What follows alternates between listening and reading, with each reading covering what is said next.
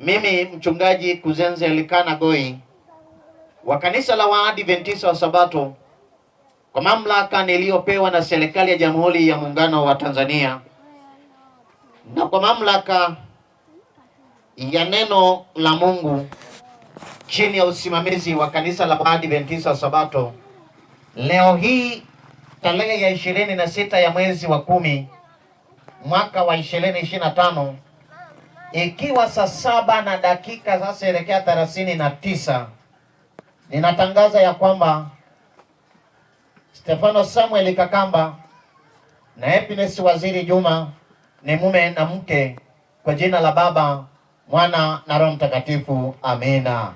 Amen. Basi hiyo imekuwa. Amina.